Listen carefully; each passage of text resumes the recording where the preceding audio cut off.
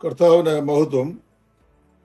നമ്മൾ പുതിയ നിയമ ഉപദേശ സത്യങ്ങൾ എന്ന ശീർഷകത്തിൽ നല്ല വചനം പേജിലൂടെ പഠിച്ചുകൊണ്ടിരിക്കുന്ന വിഷയങ്ങളുടെ, വിശേഷാൽ അപ്പോക്രിഫ ഗ്രന്ഥങ്ങളെ സംബന്ധിച്ചുള്ള പഠനത്തിന്റെ മൂന്നാമത്തെ എപ്പിസോഡിലേക്കാണ് ഇപ്പോൾ കടന്നു വന്നിരിക്കുന്നത്.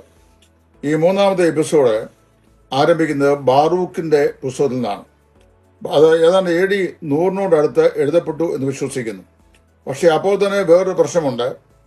യിരെമ്യാ പ്രവാചകന്റെ ശാസ്ത്രിയായിരുന്ന ബാറൂക്ക്, അദ്ദേഹം ഏതാണ്ട് BC 582 എഴുതിയതെന്നും AD 70 യെരുശലേമിന്റെ നാശത്തെക്കുറിച്ച് അദ്ദേഹം പറഞ്ഞുള്ള വിഷയങ്ങളെ പ്രതിപാദിക്കുന്നതായി വ്യാഖ്യാനിക്കപ്പെടുന്നതുമായിട്ടുള്ള ഒരു ഗ്രന്ഥമാണ്. ഈ പുസ്തകത്തിനകത്ത് പ്രധാനമായിട്ടും യഹൂദന്മാർക്കുള്ള ചില നിർദ്ദേശങ്ങൾ കാണുന്നു. അതായത് അവര് ഈ സാമ്രാജ്യ ശക്തിക്കെതിരെ, അധിപതിക്കെതിരെ അവര് വിപ്ലവം ഉണ്ടാക്കുകയോ മത്സരിക്കുകയോ ചെയ്യരുതെന്നും, വിശേഷാൽ രാജാവിന്റെ ആധിപത്യത്തിന് തങ്ങളെ തന്നെ താഴ്ത്തി ഫലമേൽപ്പിച്ചുകൊണ്ട് അടങ്ങി ഒതുങ്ങി ജീവിക്കണം എന്നുള്ള നിർദ്ദേശങ്ങളും ഉപദേശങ്ങളും ഈ പുസ്തകത്തിൽ കാണുവാനായിട്ട് സാധിക്കുന്നു. ബാറൂക്കിന്റെ ഗ്രന്ഥത്തെ ദൈവനിശ്വാസ ഗ്രന്ഥമായി ചില വിഭാഗങ്ങൾ ക്രൈസ്തവ ലോകത്ത് അംഗീകരിക്കുന്നുണ്ട്. അതുപോലെ തന്നെ ഈ AD 132 മുതൽ 35 വരെയുള്ള കാലഘട്ടങ്ങളിൽ ബാർ കൊച്ബ എന്ന് പറയുന്ന ഒരു വിപ്ലവം ഉണ്ടായി. അത് റോമൻ സാമ്രാജ്യത്തിനെതിരെ ഉള്ളതായിരുന്നു. അങ്ങനെയുള്ള വിപ്ലവങ്ങളിൽ നിന്ന് ഒഴിഞ്ഞു നിൽക്കണം എന്നുള്ള സാരോപദേശം ഇവിടെ നൽകപ്പെട്ടിരിക്കുന്നു. അവിടെ വളരെ വ്യക്തമായ യിരെമ്യാവിന്റെ കത്ത് എന്ന പേരിൽ ഒരു കത്തും ഇതിന് സപ്പോർട്ടീവായിട്ട് ഇതിന്റെ ഉപജ്ഞാതാക്കളായ ആളുകൾ ഉപയോഗിക്കാറുണ്ട്. അടുത്തതായി മറ്റൊന്ന് വായിക്കുന്ന ബുക്ക് ഓഫ് ശൂഷന്ന എന്ന് പറയുന്ന ആളിന് പേരുള്ള ഒരു പുസ്തകം.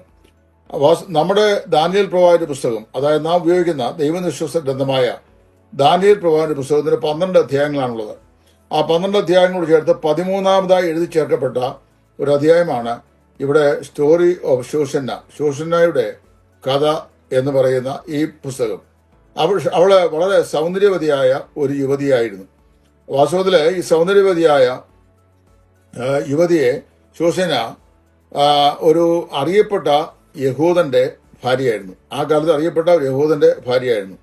അവളുടെ വീട്ടിലേക്ക് ന്യായാധിപന്മാരായ ആളുകളും അതുപോലെ തന്നെ പട്ടണത്തിലെ മൂപ്പന്മാരും നിരന്തരം കടന്നു ചെല്ലുകയും സന്ദർശിക്കുകയും ചെയ്യുമായിരുന്നു പറയുന്നു. അവരിൽ 2 ആളുകൾ, അതായത് മൂപ്പന്മാരിൽ 2 ആളുകൾ അവളുടെ സൗന്ദര്യത്തിൽ ആകർഷരായി അവളെ കടന്നു പിടിച്ച് ശാരീരികമായി അവളെ ഉപയോഗിക്കുവാനായിട്ട് ശ്രമിക്കുമ്പോൾ അവള് ഭയത്താൽ ഉച്ചത്തിൽ നിലവിളിക്കുകയുണ്ടായി. അങ്ങനെ അവളുടെ നിലവിളി കേട്ട് ആളുകൾ ഓടിക്കൂടിയ സമയത്ത് അവളെ കടന്നു പിടിച്ച ഈ മൂപ്പന്മാരായ ആളുകൾ സ്വയരക്ഷയ്ക്ക് വേണ്ടി അവളുടെ മേൽ ഒരു കുറ്റം ആരോപിച്ചു. ആ കുറ്റം ഇങ്ങനെയായിരുന്നു: അവർ നോക്കുമ്പോൾ അവളെ വേറെ ഒരു വ്യക്തി, അതായത് മറ്റൊരു വ്യക്തിയുടെ, ഒരു പുരുഷന്റെ കൈമടക്കിൽ അവളുടെ തല വെച്ചുകൊണ്ട് അവൾ ഇരിക്കുന്നതായി കണ്ടു എന്ന് ഈ 2 ആളുകൾ സാക്ഷ്യം പറഞ്ഞു. അങ്ങനെ സാക്ഷ്യം പറഞ്ഞു കഴിഞ്ഞപ്പോൾ അവരുടെ ഈ ഏത് കാര്യവും 2ഓ 3ഓ സാക്ഷികളുടെ വാമൊഴിയാൽ ഉറപ്പാക്കപ്പെടും എന്നുള്ള ന്യായപ്രമാണത്തിലെ നിയമപ്രകാരം ഈ 2 സാക്ഷികളായിരുന്ന മൂപ്പന്മാർ പറഞ്ഞ സാക്ഷ്യം ന്യായാധിപ സദസ്സ് വിശ്വസിക്കുകയും അവളെ ശിക്ഷയ്ക്കായി, അതായത് കൊല്ലുവാനായി വിധി പ്രഖ്യാപനം ചെയ്യുകയും ചെയ്തു. എന്നാൽ അതിശ്രേഷ്ഠ വ്യക്തിയായിരുന്ന, അല്ലെങ്കിൽ ദിവ്യാത്മാവുള്ളവനായിരുന്ന ദാനിയേൽ പ്രവാചകൻ ഈ കാര്യത്തിൽ ഏർപ്പെടുകയുണ്ടായി. അവളെ വിസ്തരിച്ച വിസ്താരത്തിൽ വാസ്തവത്തിൽ സത്യസന്ധമായിരുന്നില്ല വിസ്താരമെന്ന് ദാനിയേലിന് ബോധ്യപ്പെടുകയും ദാനിയേൽ അവൾക്ക് വേണ്ടി പ്രതിനിധിയായി നിന്ന് തിരിച്ച് ഈ ആളുകളെ, അതായത് അവളുടെ മേൽ കുറ്റം ചുമത്തിയ 2 മൂപ്പന്മാരെ ക്രോസ് വിസ്താരം ചെയ്യുകയും ചെയ്തു. അങ്ങനെ ക്രോസ് വിസ്താരം ചെയ്യുന്ന ആ സമയത്ത് ഈ വൃക്ഷത്തിന്റെ ചുവട്ടിൽ ആരോടുകൂടിയാണ്, അല്ലെങ്കിൽ ഏത് പുരുഷനോടുകൂടിയാണ് സൂസന്നായെ കണ്ടത്, അല്ലെങ്കിൽ അവളുടെ പ്രേമഭാജനമായ ഏത് വ്യക്തിയോടുകൂടിയാണ് സൂസന്നായെ നിങ്ങൾ കണ്ടത്, ആരുടെ കയ്യിലാണ് അവളുടെ തല ചാഞ്ഞിരുന്നത് എന്ന് ദാനിയേൽ ക്രോസ് വിസ്താര വേളയിൽ ചോദിച്ചു.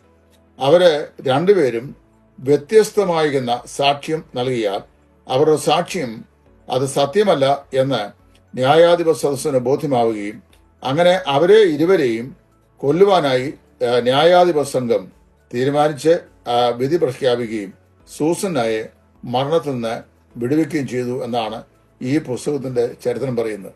ഇതിനകത്ത് എത്രമാത്രം സത്യമുണ്ട്, എത്രമാത്രം ചരിത്രവുമാകുന്ന അബദ്ധങ്ങളുണ്ട് എന്ന് നമുക്ക് അറിയാൻ വയ്യ. ഏതായാലും സത്യവും മിഥ്യയും ചരിത്രവും പാരമ്പര്യവും എല്ലാം സമ്മിശ്രമായി എഴുതപ്പെട്ടിട്ടുള്ള ഈ പുസ്തകത്തെയും വേദപഠിതാക്കൾ ദൈവനിശ്വസ്തമല്ലാത്ത ഗ്രന്ഥങ്ങളുടെ ലിസ്റ്റിൽ അകപ്പെടുത്തിയിരിക്കുന്നു. കൂടാതെ നമ്മൾ പഠിക്കുമ്പോൾ ബാൽ ആൻഡ് ഡ്രാഗൺ എന്ന് പറയുന്ന മറ്റു പുസ്തകമുണ്ട്.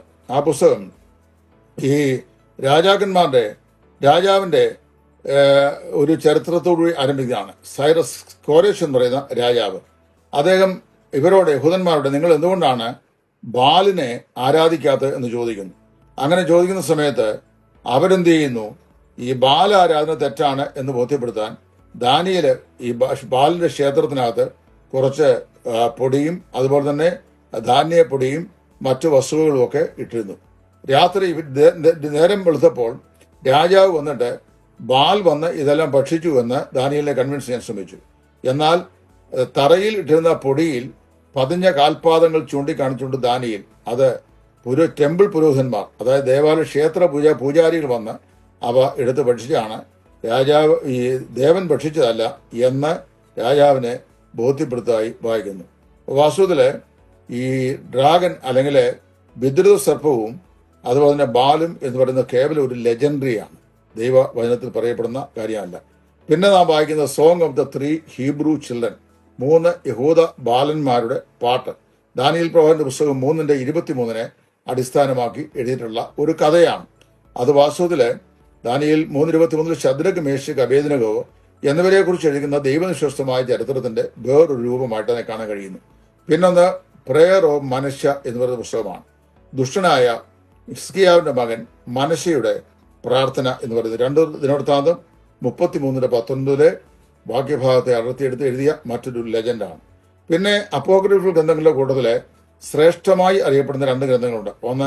ഒന്ന് മക്കാബിർ, 2 മക്കാബിർ. 1 മക്കാബിർ BC 1-ാം നൂറ്റാണ്ടിൽ എഴുതാണ്. ഈ അപ്പോക്രിഫൽ ഗ്രന്ഥങ്ങളുടെ ഏറ്റവും മെച്ചമായ പുസ്തകം എന്ന് വേണമെങ്കിൽ പറയാം. വാസ്തവത്തിൽ അത് ഈ 3 മക്കാബിയൻ ബ്രദേഴ്സ്, മക്കാബിയരായിരുന്ന 3 സഹോദരന്മാർ ആരൊക്കെയെന്നറിയാമോ? ജൂദാസ്, ജോനാഥാൻ, ശിമയോൻ എന്നീ ആളുകളുടെ അവരുടെ വിപ്ലവവും അവരുടെ പിടിച്ചുപറിയും അവരെ ചെയ്ത ചൂഷണങ്ങളും എല്ലാം രേഖപ്പെടുത്തിയിരിക്കുന്ന ഒരു പുസ്തകമായിട്ടാണ് നമുക്ക് കാണുവാനായിട്ട് സാധിക്കുന്നത്. 2 മക്കാബിയർ എന്ന് പറയുന്നത് ഏതാണ്ട് ഇതേ കാലഘട്ടത്തിൽ BC 1-ാം നൂറ്റാണ്ട് കാലഘട്ടത്തിൽ എഴുതിയിട്ടുള്ളതാണ്. അത് വാസ്തവത്തില് 1 മക്കാബിയറിന്റെ തുടർച്ചയായിട്ട് എഴുതപ്പെട്ട ചരിത്രമല്ല, വ്യത്യസ്തമായ മറ്റു ചരിത്രമാണ്. അവിടെ ഈ മക്കാബിയർ കാലത്ത് അവരെ ജൂദാസ് മക്കാബിയരും മറ്റും കൈവരിച്ച നേട്ടങ്ങളും വിജയങ്ങളും യുദ്ധങ്ങളും ഒക്കെ അതിൽ പ്രതിപാദിക്കുന്നു. ഇത്രയും പുസ്തകങ്ങളാണ് പഴയ നിയമത്തിലെ ദൈവനിശ്വസ്തമല്ലാത്ത ഗ്രന്ഥങ്ങളായി പൊതുവെ കണക്കാക്കപ്പെടുന്നത്.